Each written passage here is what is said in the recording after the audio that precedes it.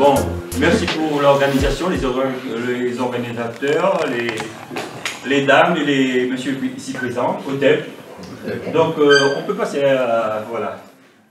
Donc, ce que vous présentez maintenant, on va dire au pas de change, c'est... Alors, je voudrais parler de trois choses. Dans vos propos, je voudrais parler de Cheikh Anta Diop. Vous savez, Cheikh Anta Diop a fait un livre qui s'appelle Alerte sous les tropiques. Et dans cela, il dit des choses qui souvent les gens ne connaissent pas. Par expérience, je dis ça. Et c'est très important parce que, en fait, Cheikh Anta Diop dit ce qu'il pense de la colonisation.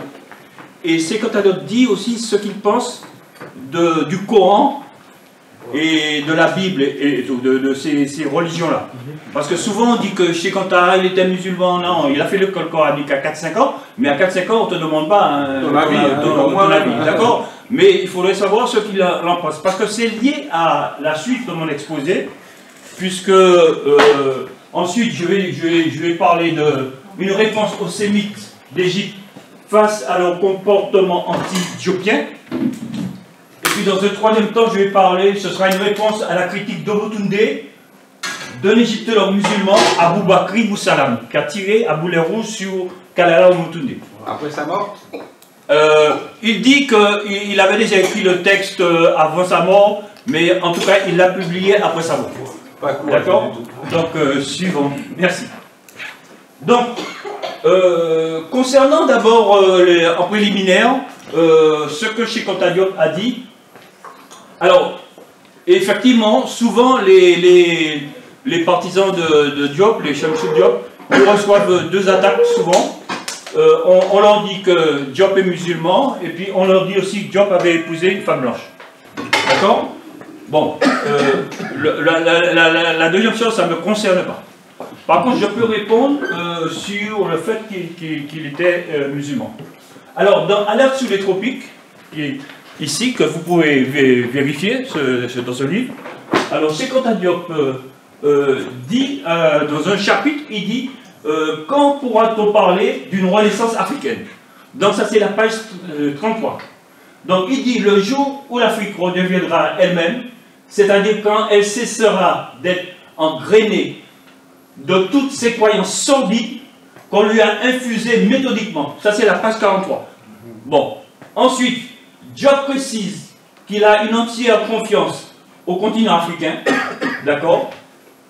Et il dit que rejeter, comme dans un mouvement de nausée, toutes ces croyances malsaines qui ont atrophié son âme et l'empêchent d'atteindre à sa véritable plénitude.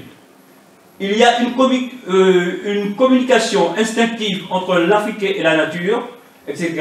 Alors, de quelle croyance que parle Cheikh Anta dans Alerte sous les tropiques?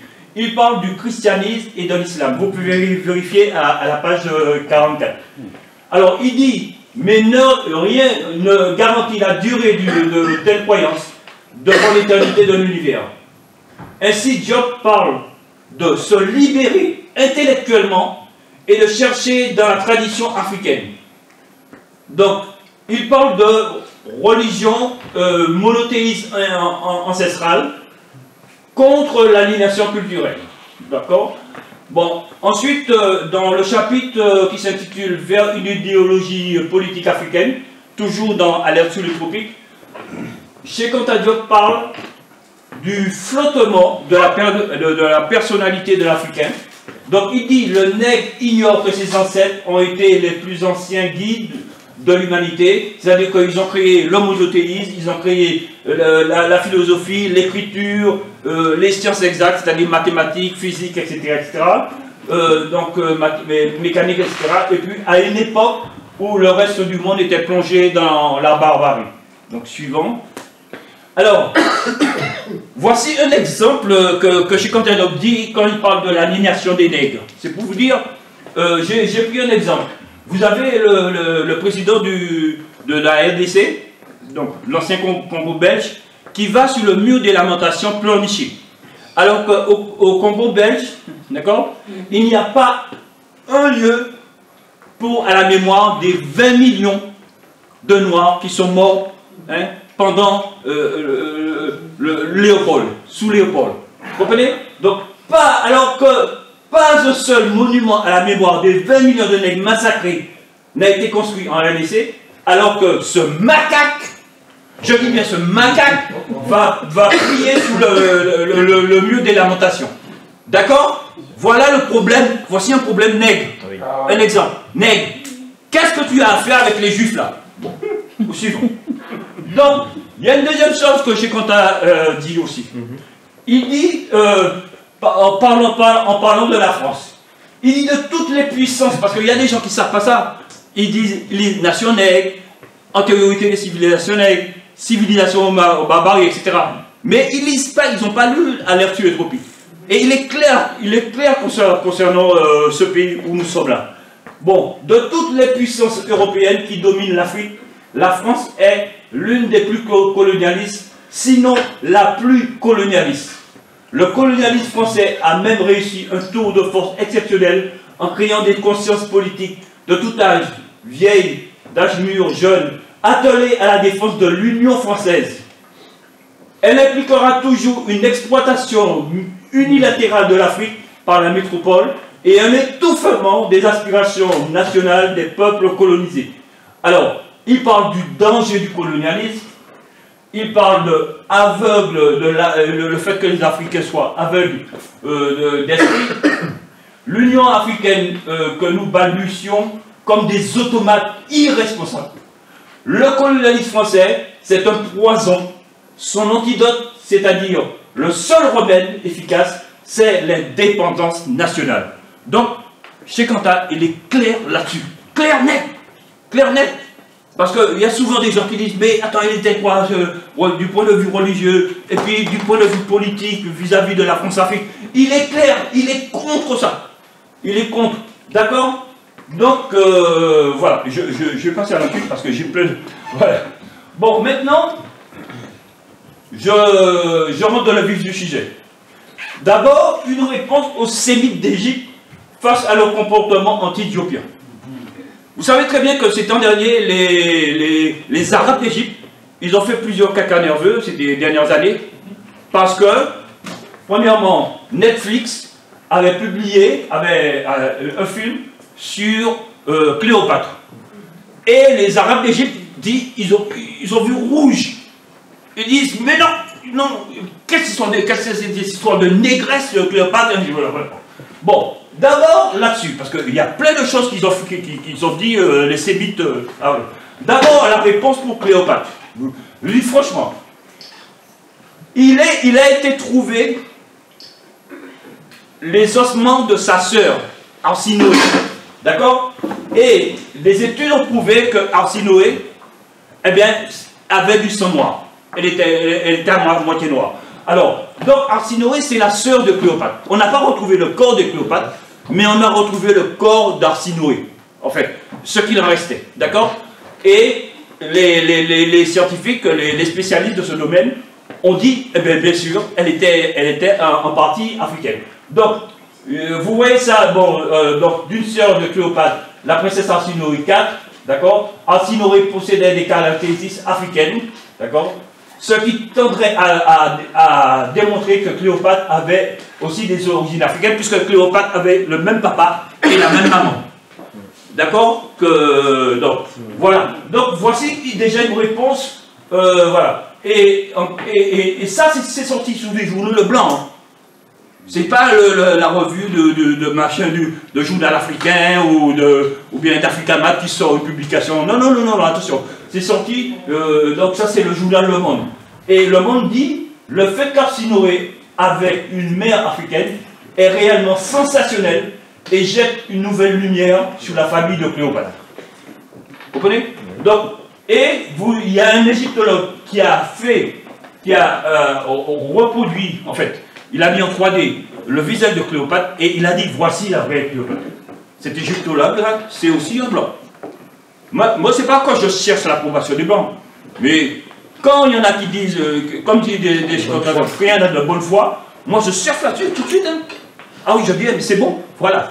Bon, Donc ça c'est en réponse déjà pour les sémites d'Égypte, les arabo-musulmans d'Égypte. Suivre s'il te plaît. Donc, ils ont vu rouge aussi lors d'une exposition aux Pays-Bas jugée afrocentrique.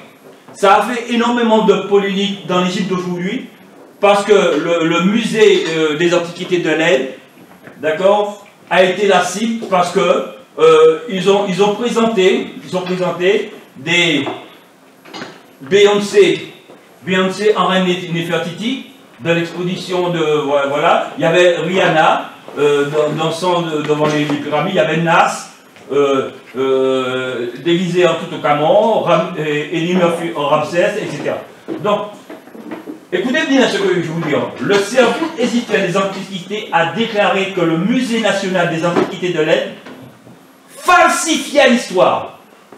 Donc, les Arabes ont dit que les gens qui ont fait ça qui ont en haut là, que ces gens-là, ils ont dit qu'ils ont falsifié l'histoire. Donc les Arabes disent que non, l'Égypte antique c'est nous. C'est ça qu'ils disent, attention.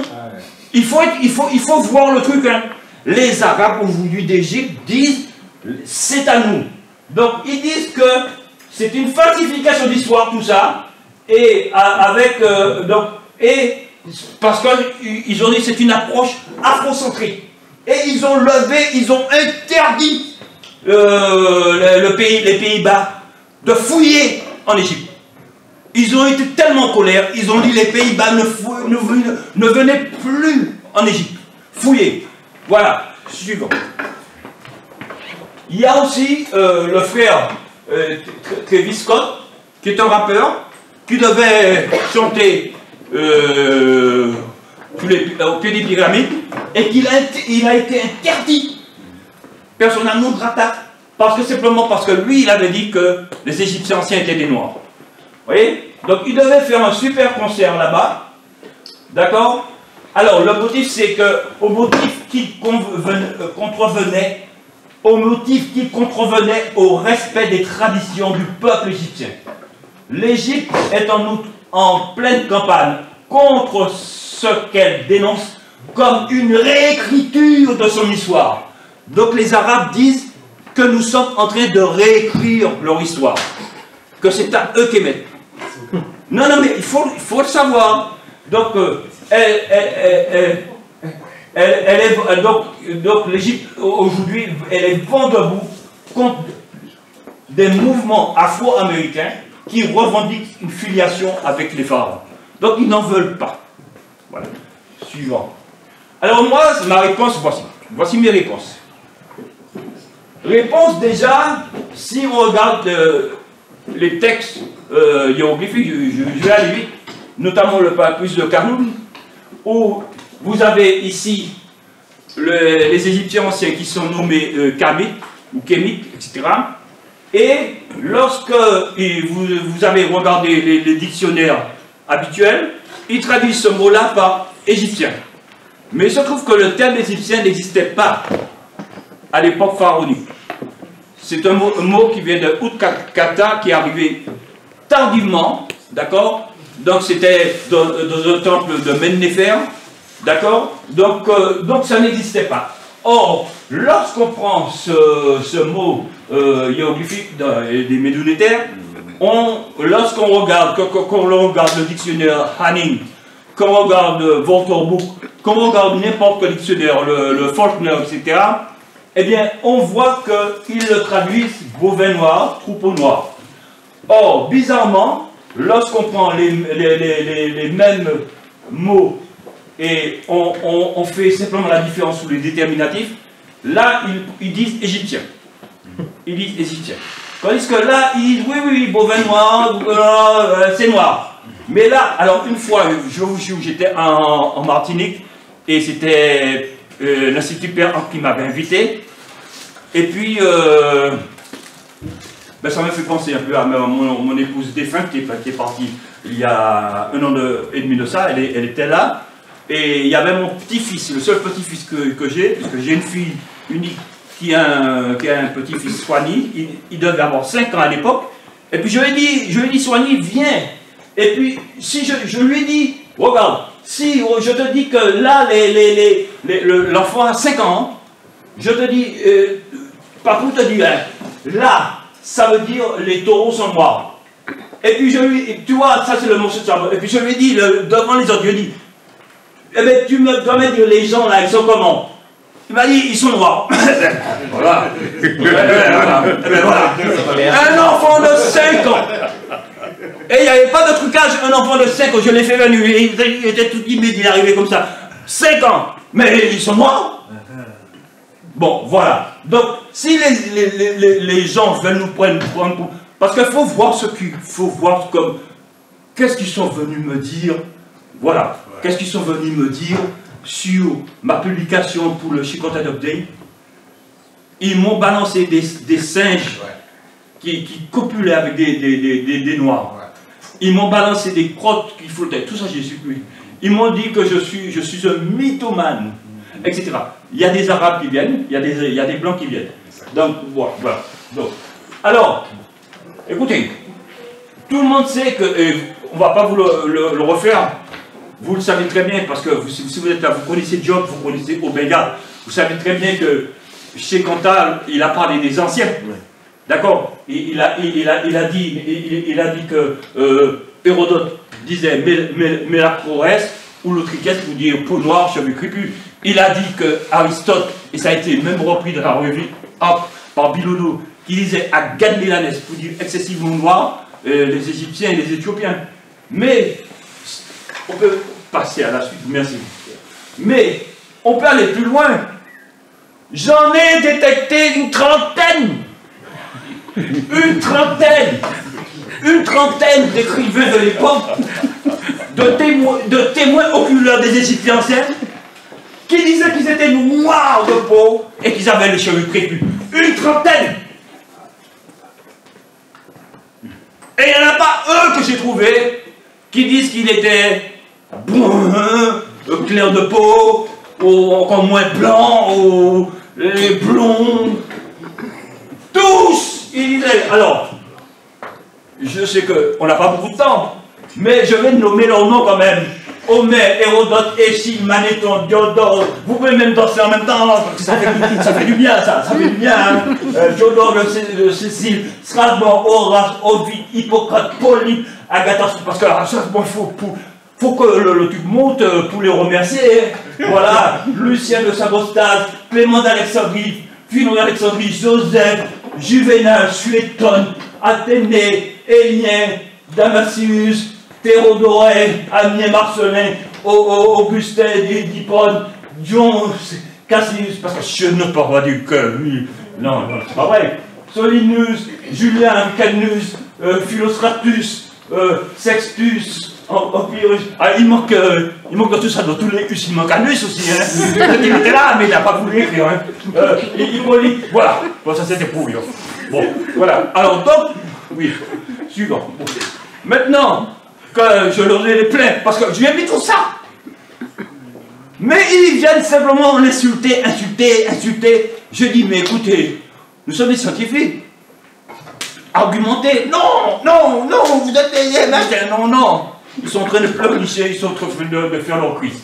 Alors, donc si, je ne sais pas si vous connaissez ce truc qui a été fait en Italie, dans la mosaïque d'or de la Pentecôte, la basilique Saint-Marc à Venise en Italie. Eh bien, ils ont représenté les races connues à l'époque de l'Antiquité, à l'époque des Romains. Et tout autour, il y a toutes les races. Il se trouve qu'il y a seulement un seul qui est nègre, noir d'amont, et que plus les Égyptiens, c'est écrit.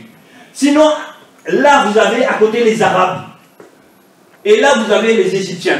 C'est-à-dire que c'est bien, Aristote a dit, le machin a dit, mais on vous montre, on ne vous a pas donné les images ici que les étrangers, leur perception, voilà, il y a des documents, donc on peut être amené à chercher un peu partout dans le monde s'il n'y a pas d'autres documents comme ça, parce que ça c'est intéressant, parce qu'on vous montre que les Égyptiens sont les seuls qui sont représentés noirs, alors que les Arabes ce sont des blancs là, les Romains ce sont des blancs là, etc. Merci. Donc, bien sûr, j'ai un livre là que jamais personne n'a jusqu'à maintenant, soit ils sont rentrés en sous-marin, en tout cas ils ont fait comme si ce livre n'avait jamais existé. Parce que ça a été traduit, en fait, le livre des portes. Ça a été traduit. Qu'est-ce que le livre des portes montre dans ce livre? Il montre qu'il y a deux nations, parce que le livre des portes, bon, il a l'avantage de représenter les nations qui sont conduites par Horus. D'accord? Et ce fils d'Ouziré dit bien que s'il protège les Égyptiens anciens, les Rémétaux, d'accord? Et il protège les Nubieux-Soudanais. Donc, ils sont sous la protection d'Horus, d'accord? Alors que, ici, on voit bien, même si tu ne sais pas lire les Médous, tu vas repérer que ici, il y a Horus, et le verbe ici protéger. Et on constatera que concernant les Européens et les Sémites, il n'y a pas de protection d'Horus. On dit simplement que ce sont des Ahamous, c'est-à-dire ici les Sémites. Et là, on dit qu'ils sont frappés, leur âme, le verbe ou, frapper dans la boîte. Donc, c'est clair et net que dans la peinture du tombeau de Ramsès III, on voit par exemple que les Rémétous, les Égyptiens anciens, ici c'est écrit Rémétous, et on voit que les hiéroglyphes ici sont étalés. Ce sont tout à fait les mêmes que vous voyez là. D'accord? Vous voyez, ici, on voit ici, là, celui-là, on le voit là, celui-là, on le voit là, celui-là, on le voit là. Donc ce sont bien les Égyptiens anciens. Qu'est-ce que les entendus, les Arabes, non, non, ils se sont trompés. Alors, vous êtes dans le tombeau de Ramsès III. Attendez, vous êtes dans le tombeau de Ramsès III. Ils peignent les Égyptiens anciens noirs charbon. Vous venez dire qu'ils se sont trompés. C'est comme si que moi je vais dans une exposition de Charles de Gaulle, et puis on le montre noir, ou bien on le montre blanc, et puis je suis comme un fou fouilleux, je dis non, il était noir. Ou bien je dis l'inverse, parce qu'on le montre noir, je dis qu'il était... Ouais, c'est sûr. Donc, c'est un truc de malade, en fait. Bon. Merci. Donc, du point de vue linguistique, c'est un argument aussi, parce que je suis toujours dans la logique de la réponse. Je vais donner les arguments. Du point de vue argument, nous avons aussi la linguistique. Et j'ai pris je montre des livres que j'ai lus, moi. D'accord? Parmi ceux que j'ai préférés. Et il y en a un notamment c'est le dernier qui est sorti. Lui, il a ciblé simplement l'Égyptien ancien qu'il compare aux langues sémitiques. Mais quand il parle de l'Égyptien ancien aussi, il parle un peu du démotique, bien sûr, qui est l'Égyptien ancien, donc Camille, et il parle aussi du copte, qui est très important, parce que le copte, c'est l'enfant direct des Médounétaires. Donc c'est capital. Moi, je me souviens qu'il y a plus de 20 ans de ça, quand j'ai connu le professeur Obenga, et il m'a dit, mais tu viens d'où? Je dis, ben, le bateau m'a emmené à la Martinique. Elle m'a dit, ah bon? Ben, donc tu ne connais pas de langue du continent? J'ai dit non, malheureusement, après j'ai mon prieur. Eh bien, il m'a dit, eh ben, deviens fort dans le copte. Tu peux apprendre aussi les langues négo-africaines, mais deviens fort dans le copte parce que, et c'est suite à ça que je connaissais déjà les Médous, mais suite à ça, comme un malade, je me suis mis dans le copte. Et effectivement, voilà, merci Omega. Alors, il y a la génétique, donc l'ADN, d'accord? Donc, notamment, l'ICG, c'est l'indice de compatibilité génétique. C'est-à-dire que plus votre ICG est, plus c'est entre un individu décédé et un individu vivant. Plus l'ICG est haute, plus vous êtes parenté du point de vue génétique. Donc, si on regarde par exemple un Sud-Africain, d'accord, et vous avez ici des rois, des reines de l'époque pharaonique ou des nobles de l'époque pharaonique. Je simplifie parce qu'on est précis, je ne vais pas rentrer dans le détail. Et regardez bien, lorsque vous êtes du côté africain, regardez, vous avez ici avec Touya, eh bien, et encore les Sud-Africains, eh bien, vous avez 359, quelque chose. D'accord? Donc, avec les Africains des Grands Lacs, 233 000. Maintenant, quand on descend vers le bas, on voit le Nord-Africain. Vous savez, l'arabe là, qui dit que c'est nous. 2,22. Alors que le Sud-Africain, 359. Où est-ce que tu vas? Il n'y a pas photo. Il reste plus de ça. Tu as 2. Tu n'as même pas 2 sur 20. Tu as 2 sur 354. Faut pas. On a fini de s'amuser. Ces gens-là nous fatiguent, c'est pas possible. Faut arrêter. À un moment donné, tu vas faire. Arrête ton délire, mon gars. Arrête ton délire. Suivant. Alors, bien sûr, ils ont été même plus loin, les gens de DNA Tribe. C'est DNA Tribe qui a fait ça. Ils ont été plus loin parce qu'ils sont méchants. Peut-être qu'ils ont un petit côté méchant. Ils ont un petit côté comme moi. C'est tiens. Oui, eh bien parce qu'ils ont été plus loin. Ils ne se sont pas contentés de machin. Ils ont regardé les Sémites. Et puis ils ont regardé les Arabes d'aujourd'hui d'Égypte. Eh bien, ils ont dit que les Arabes d'aujourd'hui d'Égypte, ils sont apparentés avec les Arabes d'Arabie. Il a dit d'Arabie. Mais c'est ce qu'ils ont donné dans le tableau supplémentaire ici. Vous voyez ce que je veux dire? C'est ce qu'ils ont fait comparaison d'Arabes. Ils ont dit même si on les prend, bon, par charité camite, charité. Bon, non, ça ne marche pas. Désolé, circulez, il n'y a pas photo. Bon, donc, les Arabes contre le Québec. Il n'y avait pas d'Arabes en Égypte, entre guillemets, avant la conquête des troupes de prophètes de Mohammed au 16e siècle de l'ère chrétienne. Il n'y en avait pas. Il n'y en avait pas. D'accord? Bon, je vous signale que l'écriture arabe, elle est récente. Elle est récente, c'est au 3e siècle de l'ère chrétienne. Elle est très récente. D'ailleurs, UF, tout à l'heure, qui a montré, il a dit que, vous voyez que pour le démotique, vous voyez comment ça ressemble à l'écriture. Vous voyez, mais il faut le dire dans le bon sens. Quand tu dis quelque chose ressemble à ça, il faut savoir dire ça ressemble à ça. Parce que ça est antérieur. Parce que l'arabe est venu après. Vous voyez ce que je veux dire? Donc, l'écriture.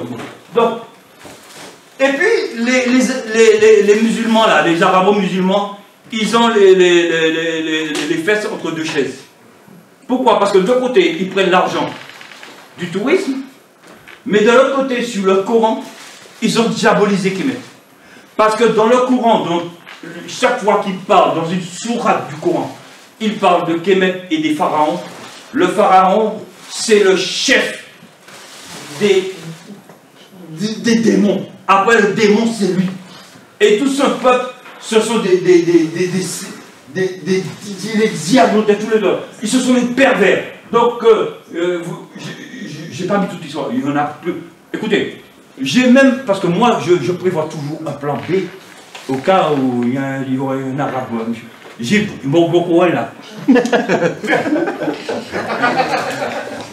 Mon Coran est là. Mon Coran est là. Non, mais parce qu'on ne rigole plus, hein. On rigole plus, hein. Parce que...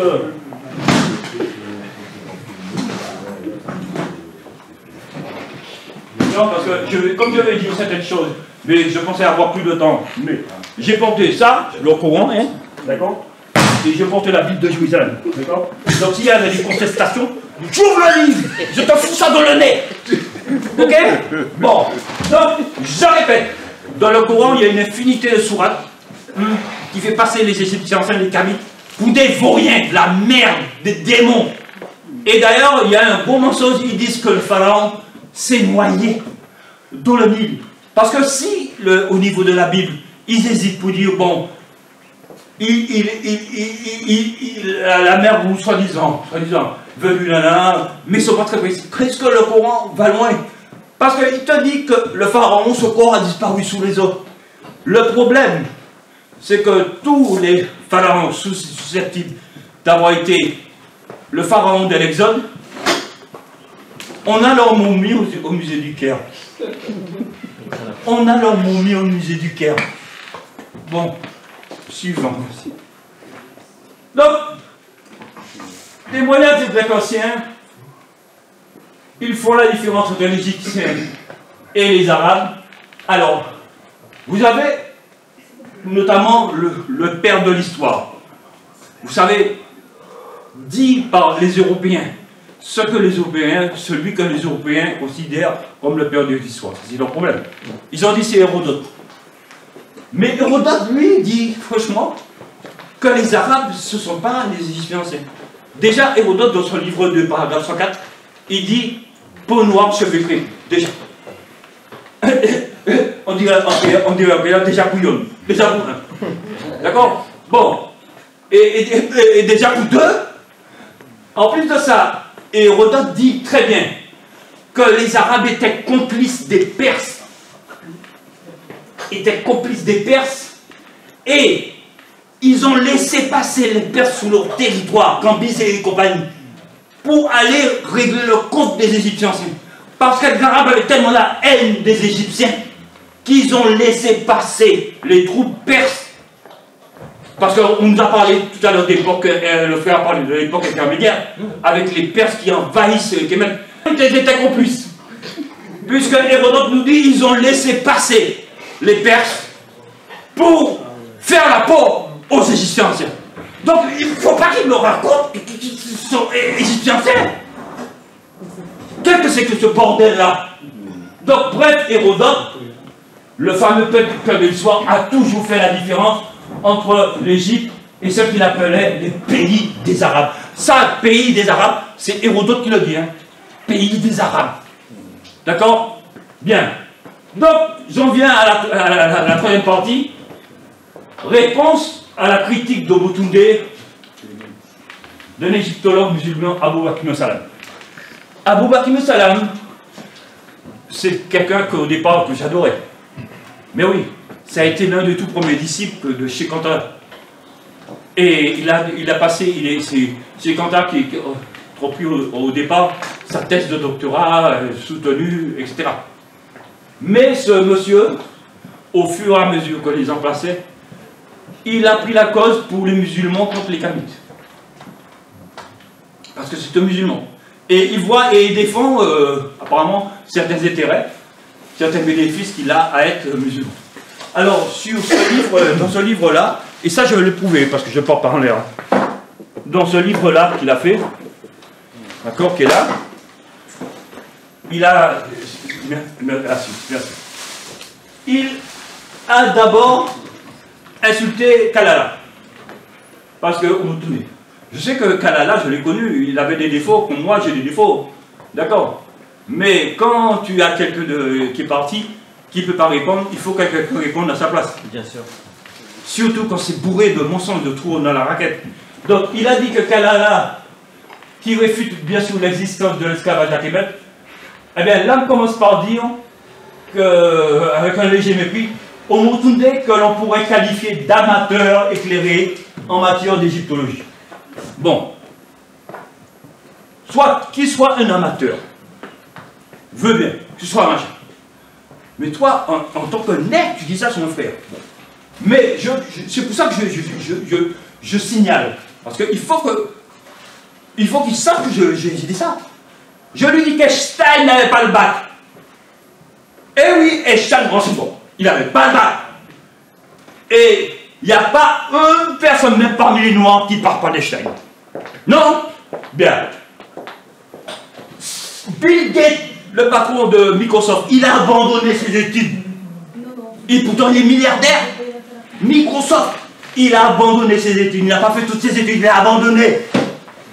Bon, Steve Jobs, le patron d'Apple, avant son décès, il a abandonné ses études pour développer son affaire. Il n'a pas poursuivi ses études. Mark Zuckerberg, le patron de Facebook, il a abandonné ses études. Allez voir. il a abandonné ses études. Bon, Xavier Niel, le patron de Refui, il a quitté ses études à 19 ans, il était parti. Il a 2 ans, c'est bon, ouh là, mais le mec, il est milliardaire aujourd'hui. Vous voyez ce que je veux dire? Donc ce n'est pas le fait que tu viens d'une manière méprisante, oui, celui-ci n'a pas de machin, ce n'est pas un argument. D'accord? Delon, la star des Français au cinéma, il faisait la plonge. D'accord? Depardieu, hein, il était garde du corps. D'accord? Bien. Bon, donc, là, pour justifier le fait qu'il a existé un esclave à Québec, donc, il dit qu'il y a un fait singulier, il a noté qu'il y a un truc, c'est qu'il a trouvé dans un texte un hiéroglyphe que je n'ai jamais trouvé, je n'ai jamais trouvé, jamais vu, je ne connaissais pas, où il y a l'homme assis avec le carton dans le cou. Je vous jure, j'ai cherché ça pendant des ans, je n'ai pas trouvé. Bon. Alors, l'âme avoue lui-même que c'est un fait singulier.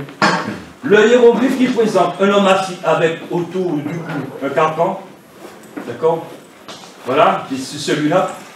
Je n'ai pas trouvé cette phrase hiéroglyphique parce que l'âme dit dans le texte hiéroglyphique, je citais, dans le texte hiéroglyphique, parce que il a trouvé un texte disant que quelqu'un dit, un Égyptien dit, je n'ai jamais forcé une de vos filles à la servitude.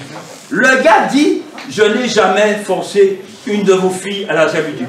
L'âme conclut, ben parce que la servitude certainement existait en Égypte.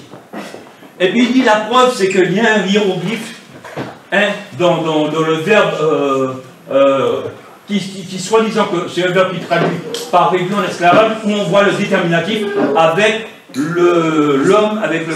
Mais le problème, c'est que je n'ai pas, avec ma bonne volonté, je n'ai pas trouvé ce hiéroglyphe. Donc, suivant. Alors, je dis que l'âme, vous devrez savoir. Alors, je dis que l'âme, il faudra qu'il sache, premièrement, que la distance de Canaan, parce qu'il défend l'Exode. Il défend l'Exode, puisqu'il dit que les Égyptiens anciens avaient réduit les autres en esclavage. Et il fait passer vraiment pour les Noirs, ce sont des... Dans ça, pour l'âme qui est un nègre, les Noirs, ce sont vraiment des salopards. Et à la limite, ils méritent l'esclavage que a fait subir les Arabes. À la limite, c'est ça qu'il veut dire par là. Je vous jure, lisez ce livre. Bon, même si après vous le jetez. Alors, là, il dit, bon, je signale que la distance entre Kémet et Canaan, c'était 613 km. Il a fallu 40 ans pour y arriver. Ça veut dire que les Hébreux parcouraient 43 mètres par jour. J'ai été me renseigner, une tortue parcourt 6 km par jour.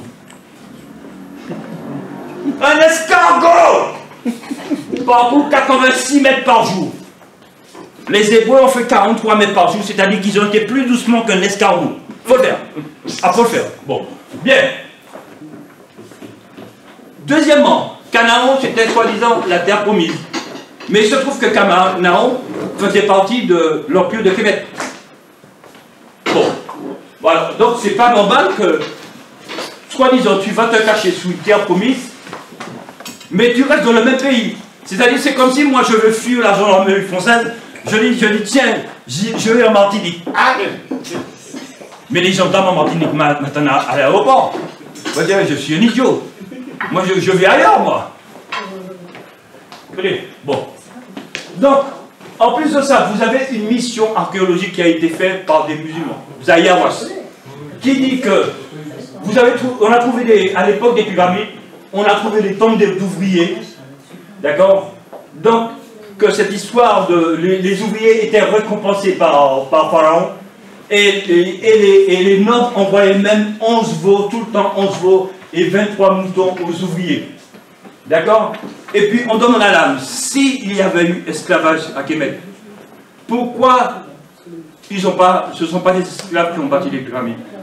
Puisqu'on sait aujourd'hui qu'on a retrouvé tous les endroits où habitaient ces gens-là, où on a retrouvé leur maison d'éternité, l'endroit où ils ont été inhumés, etc.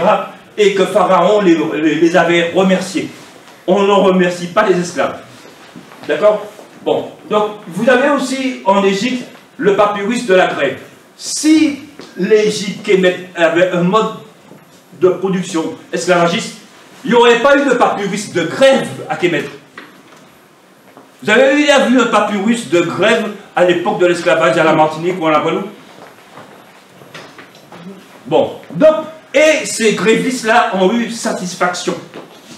Pharaon leur a rendu justice, puisqu'ils étaient soi-disant mal nourris, ils disaient qu'ils étaient mal nourris, etc. Donc finalement, Pharaon a dit, ben, écoutez, donnez-leur les vivres et tout, machin de ça. D'accord? Donc ça se fait alors aux environs de l'an 29 du pharaon Ramsès III. Vous pouvez vérifier, ça c'était le papyrus de la grève. Suivant. Merci.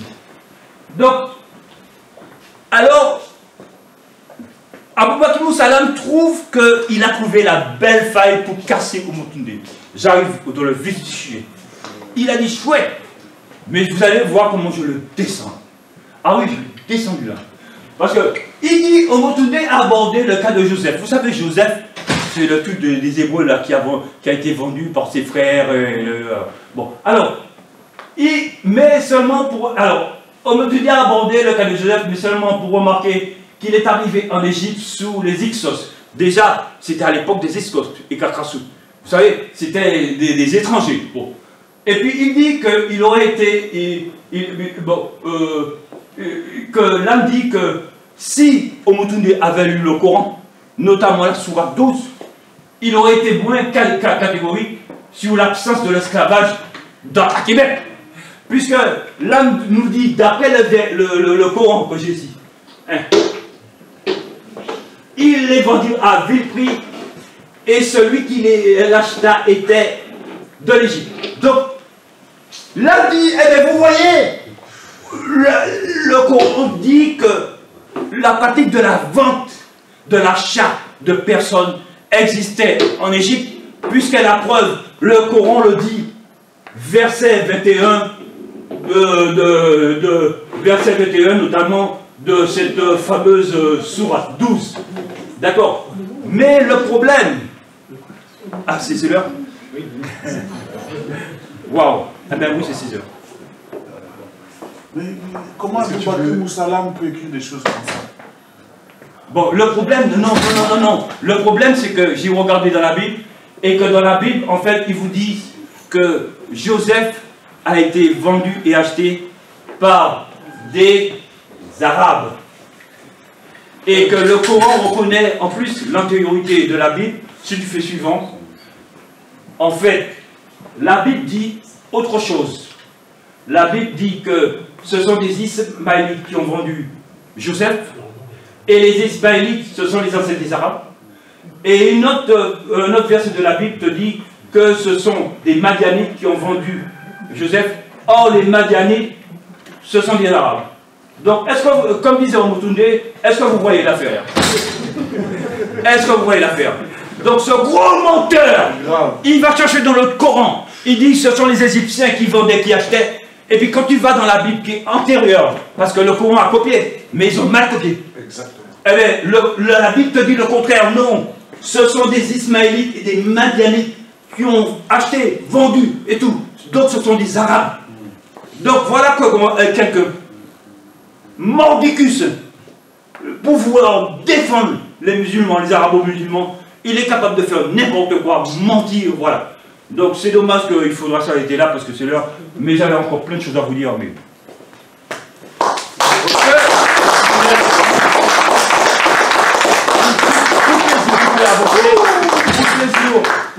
Tu peux avancer, voilà, avance. Parce que là, je l'ai claqué avec toutes les sourates du Coran. Tu avances toujours, avance. Je vais pas marcher, mais c'est juste pour voir que j'étais pas venu faire des courses. Alors, je vais conclure ici. Frère l'âme, on ne peut pas aller dans la rivière pour fuir la pluie. Il ne faut pas confondre les enfants du bon Dieu avec les canards sauvages. On fait la suite. Et puis j'avais 2 anecdotes à dire. Je vais conclure là-dessus. Pour Kalala. Premièrement, Kalala c'était un homme très tactile. Et quand j'ai connu Kalala, il me touchait tout le temps. Et j'ai dit, oula, ce gars doit être homo là. Il ne faudra pas que je me tourne le dos. Et d'ailleurs jusqu'à la fin, je ne lui ai jamais tourné le dos. Je me regardais le bas. Mais après, j'ai compris qu'il était très tactile. Et la deuxième anecdote que je voudrais raconter de Kalala, c'est que la première fois que j'ai été à Sorbonne Université, c'était avec Kalala. Parce que dernièrement, on a été avec Adia Magbou. Mais en 2005, c'est-à-dire il y a 20 ans de ça, par une astuce faite par des fils d'ambassadeurs africains, on est arrivé à faire un colloque à la Sorbonne. Mais on avait menti sur l'intitulé de... On a dit on va parler de masque. Et puis quand on est arrivé à la Sorbonne, on a dit bon on va parler des origines des Syriens. Il y avait au moins 200 personnes dans la salle. Et puis à un moment donné, voilà le truc, à un moment donné, je monte la reine Ahmed Néfertari.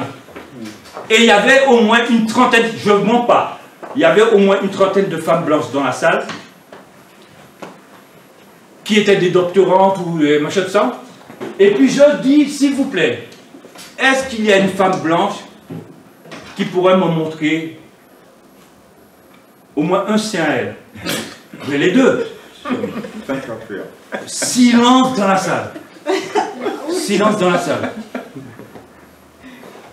Je dis oui, mais parce que moi je dis ça pas pour sur le sexe, parce que je suis un scientifique, parce que regardez bien, les bouts de sein de la reine Ahmed Néfertari sont noirs, les bouts de sein de la négresse elle est noire, alors que les bouts de la blanche, elles sont pas noires. Donc s'il vous plaît, est-ce qu'il y a une femme blanche qui pourrait... Et puis il y a un mot tout qui se lève. René Louis, c'est pas un pervers, là. C'est pas un pervers, c'est un scientifique. Je vous remercie. Merci.